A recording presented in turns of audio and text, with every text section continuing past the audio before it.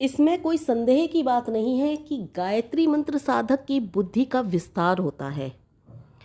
उपासक, योगी और संसारी मनुष्य जब व्यवहार में प्रवृत्त होते हैं तब योगी की वृत्ति तो सदा हर्ष शोक रहित आनंद से प्रकाशित होकर उत्साह और आनंद युक्त रहती है, और संसार के मनुष्य की वृत्ति सदा हर्ष शोक रूप दुख संसार में ही डूबी रहती है।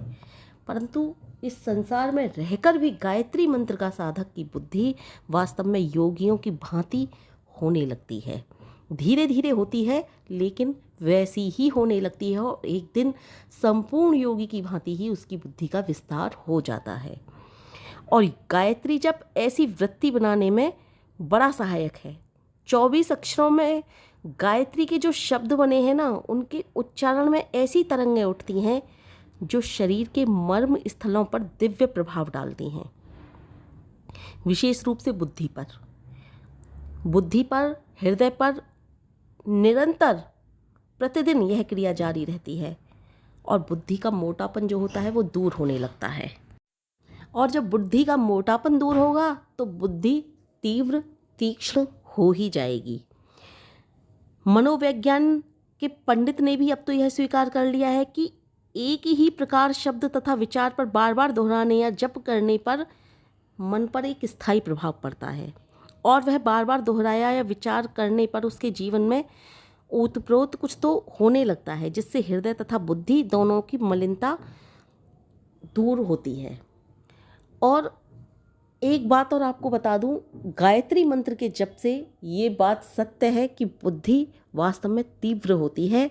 और स्वामी विवेकानंद जो थे उन्होंने तो कहा भी था कि गायत्री मंत्र के जप के द्वारा बुद्धि बहुत तीव्र तीक्ष्ण हो जाती है, और परमपिता परमेश्वर से यदि मांगने योग्य कोई वस्तु है तो वो सिर्फ और सिर्फ बुद्धि है।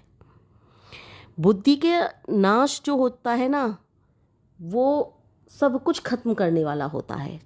चाणक्य ऋषि जो थे उन्होंने भी कहा था कि इस संसार में सब कुछ चला जाए परंतु ना जाए तो एक बुद्धि, क्योंकि बुद्धि के बिना कुछ भी नहीं है। और परमेश्वर से याचना करते हुए भी यही कहते थे कि मेरी बुद्धि ना जाए। और उनके पास ये सबको पता है कि दिव्य बुद्धि थी। उन्होंने सब कुछ उस समय किस तरह से अपनी बुद्धि के बल पर सब कुछ जीता था, सब कुछ ठीक किया था। एक चंद्रगुप्त जैसा शिष्य उन्होंने अपनी बुद्धि के बल पर ही तैयार किया था। और जब बुद्धि बहुत तीक्ष्ण होती है ना, और जब बुद्धि की मलिनता ही दूर हो जाती है तो मनुष्य धन कमाने में सक्षम हो जाता है। वो धन कमाने के नए नए अच्छे आयाम ढूंढ निकालता है। ऐसा नहीं कि किसी गलत तरीके से जाकर के वो धन कमाता है, नहीं, अच्छे आयाम निकालता है, औरों को भी अच्छे रास्ते पर ले आता है, खुद भी अच्छे रास्ते पर चल करके धन कमाता है, और इस संसार की भी मदद करता है, सांसारिक वैभव प्राप्त करता है और दूसरों को भी कराता है, और दूसरों के साथ व्यवहार कुशल तो वो अत्यंत हो जाता है। सब कुछ बुद्धि का खेल है, ये बात तो सभी जानते हैं। निर्मल बुद्धि द्वारा ही आत्मदर्शन भी प्राप्त हो सकता है। आत्मदर्शन निर्मल, जब बुद्धि निर्मल नहीं होगी, कुलीनता होगी उसमें, तो विचारों में भी कुलीनता आ ही जाएगी, भावनाओं में भी कुलीनता आ जाएगी। लेकिन जैसे जैसे बुद्धि निर्मल होती जाती है वैसे वैसे विचार, आचार, भावनाएं सब निर्मल होने लगती हैं, और व्यवहार फिर सबसे पीछे होता है, और व्यवहार फिर निर्मल, धीरे धीरे व्यवहार भी निर्मल हो जाता है। हम व्यवहार कुशल हो जाते हैं, सबके साथ अच्छा व्यवहार करने लगते हैं। गायत्री मंत्र में परमात्मा से एक ही याचना की जाती है कि हमारी बुद्धि को प्रेरित कीजिए, वह आपकी ओर झुके, शुभ तथा आध्यात्मिक रुचि वाली हो, आपका ही गुणगान करने वाली हो, आपकी ही प्रेम भक्ति के रंग में रंग जाए। इसलिए गायत्री मंत्र का जप महामंत्र है, क्योंकि और जपों में आप देखोगे सब कुछ मांगते हैं परमात्मा से, सब ठीक है, लेकिन गायत्री मंत्र मुझे तो एकमात्र ऐसा मंत्र दिखाई देता है जिसमें कहीं कुछ शेष छूटता ही नहीं। बुद्धि पर तो सबसे ज़्यादा जोर दिया ही जाता है कि हे परमपिता परमेश्वर, हमें सन्मार्ग की ओर ले चलो, हमारी बुद्धि को सन्मार्ग की ओर ले चलो, लेकिन उससे पहले परमपिता परमेश्वर के अन्य रूपों की भी व्याख्या की जाती है, अन्य रूपों का भी वर्णन किया जाता है, अपने अंदर उन रूपों को उतारने की बात की जाती है, अपने अंदर परमपिता परमेश्वर के उन गुणों को धारण करने की बात की जाती है, उन गुणों का वर्णन किया जाता है, परमपिता परमेश्वर का नाम लिया जाता है। इसलिए गायत्री मंत्र महामंत्र है। मैं ही नहीं कह रही कि मुझे ऐसा लगता है जिन्होंने भी गायत्री मंत्र का जप किया है, जो भी गायत्री मंत्र का जप करते हैं, वो सब गायत्री मंत्र के वास्तव में दीवाने हो जाते हैं। संसार में बुद्धि ही सर्वप्रधान है। मनुष्य की विशेषता क्या है? बुद्धि है। मनुष्य की विशेषता सबसे ज़्यादा बुद्धि के कारण ही है। तुलसीदास ने कहा है ना, जहाँ सुमत तह संपत्ति नाना, जहाँ कुमत तह विपत्ति निधाना। जहाँ अच्छी बुद्धि होती है वहाँ विभिन्न प्रकार की संपत्तियाँ आ ही जाती हैं, और जहाँ बेकार बुद्धि होती है, दुर्बुद्धि होती है, गलत प्रकार की बुद्धि होती है, सोच गलत होती है। सोच कहाँ से आती है? बुद्धि से ही तो आती है। वहाँ पर विपत्तियाँ विभिन्न प्रकार से आ जाती हैं, न जाने कहाँ कहाँ से विपत्तियाँ नए नए जन्म ले लेती हैं। और जहाँ अच्छी बुद्धि होती है, मैंने पहले ही कहा है कि अच्छी बुद्धि वाला मनुष्य धन कमाने के नए नए आयाम और अच्छे आयाम ढूंढ निकालता है। और महाभारत में भी जहाँ भी आप देखोगे, कोई भी ग्रंथ उठा करके देख लीजिए, कोई भी कहानी उठा करके देख लीजिए, वहाँ बुद्धि का ही खेल है। सबसे ज़्यादा बुद्धि का ही खेल है। दुर्योधन की क्या थी? बुद्धि ही तो खराब थी। बुद्धि ही तो खराब थी उसकी कि वो संपूर्ण राज्य हड़पना चाहता था। श्री कृष्ण भगवान की बुद्धि ही तो निर्मल थी। वो सबको अच्छे विचार देते थे। चलो, उनको तो लोग भगवान के रूप में पूछते हैं। विदुर जी की देख लीजिए, विदुर जी की एक बुद्धि ही तो ठीक थी। विदुर जी की विचार उत्तम थे, बुद्धि उत्तम थी, तभी तो विदुर जी उस सभा से भी चले जाते हैं जहाँ द्रौपदी का चीरहरण होता है। और निर्मल बुद्धि वाले लोगों को देवता कहा जाता है। और देवता कौन होते हैं? देवता वो होते हैं जो अच्छे लोगों की मदद करते हैं और कुकर्मियों को दंड देते हैं। देवता किस प्रकार साधक की रक्षा करते हैं और किस प्रकार कुकर्मी को दंड देते हैं, ये सब कुछ आप जानते हो। सब कुछ बुद्धि का खेल है। और आपने सुना भी होगा, विनाश काले विपरीत बुद्धि। जब मनुष्य का विनाश होना होता है तो उसकी पहले ही बुद्धि छीन ली जाती है। उसका कुछ अहित करना होता है तो सबसे पहले कहते हैं ना, इसकी बुद्धि पर तो शनिचर बैठा है, ये सुनता ही नहीं किसी की। तो ये शनिचर क्या है? ये शनिचर वही तो है जिसका बुरा होना होता है, जिसके कर्मों की सज़ा दी जाती है, या फिर जो गलत मार्ग पर निकल जाता है, उसकी सबसे पहले बुद्धि ही छीनी जाती है, या बुद्धि को जंग लग जाती है। कहते हैं इसकी बुद्धि को तो जंग लग गई है, ये कुछ नहीं सोचने समझने वाली स्थिति में है। और जो आगे बढ़ना होता है उसकी तारीफ़ किसकी होती है? उसकी बुद्धि की ही तो तारीफ़ होती है। बड़ा बुद्धिमान व्यक्ति है, उसे बुलाओ, वो निर्णय करेगा। बहुत बुद्धिमान व्यक्ति है, बड़ा अच्छा निर्णय है उसका, उसको बुलाओ। जजमेंट के लिए भी जहाँ पर लड़ाई झगड़ा हो रहा होता है, पंचों में भी, पंचायत में भी बैठाया जाता है, तो सबसे बुद्धिमान व्यक्तियों को ही पंच बनाया जाता है। तो क्यों? क्योंकि बुद्धि का ही सब खेल है। मनुष्य क्यों श्रेष्ठ है? अपनी बुद्धि के बल पर श्रेष्ठ है। इसलिए गायत्री मंत्र का जप प्रत्येक प्राणी के लिए आवश्यक है, क्योंकि प्रत्येक प्राणी के लिए सबसे ज़्यादा क्या आवश्यक है? बुद्धि चाहिए। और बुद्धि ही नहीं, सद्बुद्धि चाहिए, क्योंकि बुद्धि तो सभी के पास है। बुद्धि तो आप देखोगे सबके पास है। किसी के पास अच्छी है, किसी के पास बुरी है, किसी के पास पूर्व जन्मों के संस्कार के कारण चाहे वो गायत्री मंत्र का जप कर रहा है, नहीं कर रहा है, लेकिन सद्बुद्धि है। लेकिन जो गायत्री मंत्र का जप करता है उसकी बुद्धि यदि कम भी है, मोटी भी है, तो भी उसकी तीक्ष्ण और तीव्र होने लगती है। ये गायत्री मंत्र का ही प्रभाव है। आप सोचिए, क्या बुद्धि किसके पास नहीं है? सबके पास तो बुद्धि है। किसके पास नहीं है? पशुओं के पास भी तो है। जैसी पशुओं के पास अपने प्रकार का दिमाग दिया है भगवान ने, बस उनको क्या है, चारा खाना है, ये अच्छा चारा सूंघेंगे, चारे में कोई गंध तो नहीं है, बदबू तो नहीं आ रही, 3-4 दिन का बासा वही सानी तो नहीं कर दी।